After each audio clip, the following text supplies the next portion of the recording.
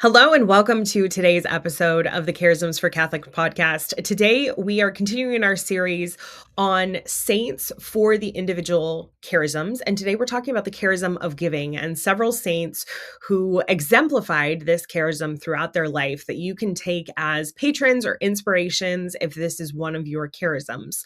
So I always like to start by going through just what is most essential about the charism. And with the charism of giving, this is something that we're all called to in the basics of Christian life, right? We're all called to be generous. We're all called to share what we've been given, to not be unduly attached to physical things. But for so many of us, that process of detaching is really a spiritual struggle that we need to grow through. It's something that we need to go through so that we can become more detached from what it is we have. People with a charism of giving don't typically go through that same level of struggle or kind of strife around detachment. They experience it organically. This is something that they have a supernatural grace to do, and they feel very detached from what they have received. So many people who have this charism will receive generously, whether it's from family wealth or compensation for work or things like that, and really just see themselves as like the window pane that passes through. It was somebody else's and now it's mine, and now it's somebody else's, and it's all kind of fine. There's not that desire to stockpile and maintain physical goods or financial goods. They just want to be really open and generous with those things. And so, to talk us through these saints, I once again have with me one of my staff members, Teresa Zoe Williams, who's going to be sharing with us about today's Saints for Giving. Thanks for being here with me, Teresa. Thanks for having me again, Jill. I love doing this project with you. So let's kick it off. This is going to be the one I think that a lot of people associate with giving, kind of the go-to Yes. saint around giving. I mean, I didn't even have to put much thought into this. She came immediately to mind, Saint Elizabeth of Hungary. Um, she was royal, but she devoted her entire life to service of the poor and used her royal position to actually advance that mission. And so one of the things she would do is every day she took bread out to the poor people in her land. Every day, hundreds and hundreds of people she would feed from the abundance of her own kitchen. And then when they were going through hard times in her community, she even gave away the royals' clothing and other goods to the afflicted. And she got a lot of flack for that because at that time, it wasn't just that royalty are above us. They're supposed to be set apart. And so what they wear is supposed to set them apart from the normal person, and almost like being a human sacramental in a sense. So it was a big deal to give away clothes like that to people who were poor, but she had zero attachment to anything physical and just gave it all away because she knew it was better to clothe the naked than to let the naked continue that way when you have two cloaks. And we look to the scriptures and see that, and St. Basil wrote a lot about that as well. And then the famous story is the miracle of the roses. So when her husband was still alive, some people in his court got wind that she was taking bread out to everyone every day, and they thought she was stealing from the royal wealth and giving it away. And so her husband and his cohort stopped her on her way when she's got this cloak filled with bread, and they demanded that she open her cloak and show them the contents. And what fell out was roses in the middle of winter. And so from that point on, her husband was absolutely convinced, not that he had ever tried to stop her before, but he was absolutely convinced of the mission that his wife was living. And so he helped her advance her mission until he died, tragically. But he became part of that mission with her. And I think that that's really beautiful in the giving, because she gave of their physical wealth, and then because of that, she gave spiritual life. So she's a great patron and just a wonderful example of this, Yeah. a whole embodiment of this. Yeah, absolutely. I think that obviously we have a strong understanding of the corporal works of mercy as Catholics and these things that are good to do.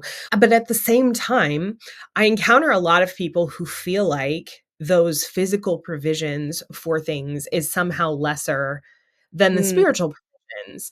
And I think that it is important. Obviously, we need to have the people who are providing the knowledge and sharing the catechesis and doing the missionary part and the evangelism and things like that are really valuable, of course, but it's not this playing field where there's some things that are like actually valuable and other things that are less valuable. There's the Right. whole person that we're looking to support. And that's one of the things that's so unique and beautiful about Catholicism specifically is the desire and the understanding, I think is the better way to put it, that there's the inextricable nature of being body and soul, Yeah. and that we have to equally provide for the body as for the soul. And I love that there's this provision made for the physical needs of the church through this gift that the Holy Spirit's gives to people. And I've met so many people who are like, "Oh, my charism is giving." Like, I just, yep, I have money and I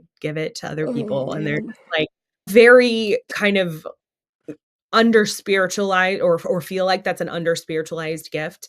But in reality, we can't evangelize minds and hearts if the body has given out, right? We've got to be Right. able to maintain that. And that looks lots of different ways in lots of different places. But there is that very strong value to providing to the for the physical needs of people. Yes. This next saint I identify with a lot because she had the charism of giving. Her parents very clearly had the charism of giving. My parents had the charism of giving, and I have the charism of giving. So, like, seeing it generationally and being part of the fabric of who you are as you're brought up is really cool. But this saint is Catherine Drexel. So, she grew up in this family that gave out of their abundance to everyone in their community, especially those in need. And they would even seek out, especially women, but who were too afraid or too proud to show themselves for help. And Mhm. that part really got me when I was researching her and learning about her. They didn't just give to who was standing there, they sought out those who needed it. So they went out of their comfort zones. And Catherine is an integral part of this that's happening as she's growing up. But they went out of their own selves and out of their own comforts.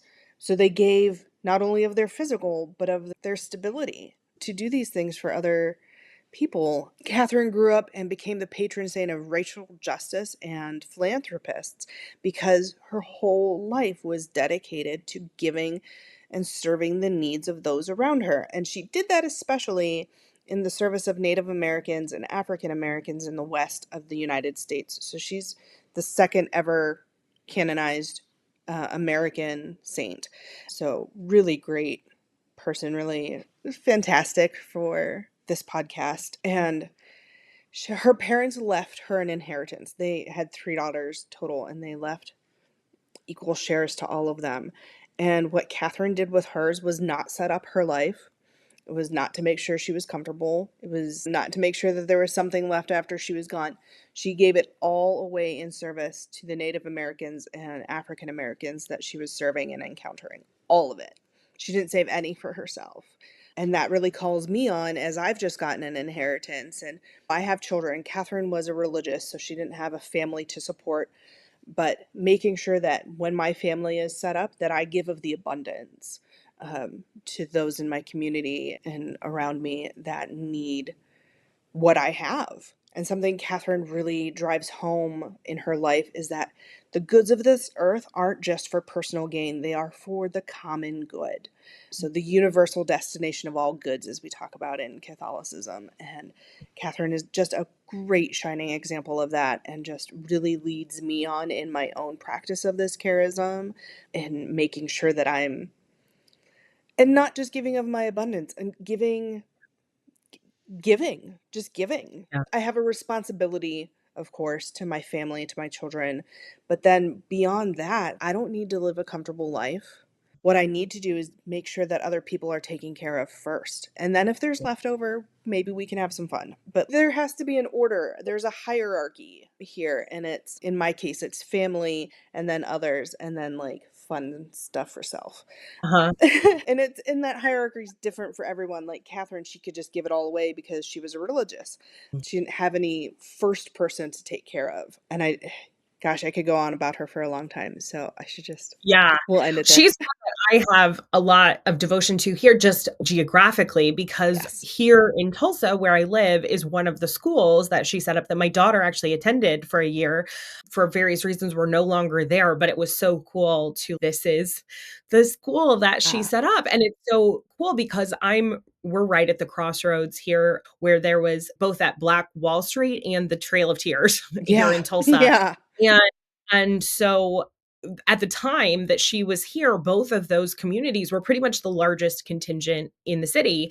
And just how much the culture that she set up, really specifically around education in Mhm, Tulsa, was geared at those communities and is just mhm. really informs how Catholic education is still done in the diocese here, which I really appreciate. Yeah, she was for the South and the West kind of what Elizabeth Ann Seton was in the educational world to the New England and, uh, Yes. Pennsylvania, because who knows what Pennsylvania belongs to. It's not the Yeah. Midwest and it's not New England, so what is Pennsylvania? But that's where I grew up, so I can say it. Perfect. And then I love that you included this last one. I Share with us couldn't about not. I wanted to make sure, first him. of all, that there was a male example here showing that charisms transcend gender roles. But so our last saint is Saint Nicholas. And Saint Nicholas of Myra, if you're looking him up, he was a bishop in Myra, which is part of Greece. Mhm. And he devoted his whole inheritance to works of charity. So his parents died when he was a young man, and they left him a good amount, and he took it and just went out and served those around him. So the famous story is of how he saved. It gets a little fantastical sometimes, but the Put in the basics, hagiography yeah. space.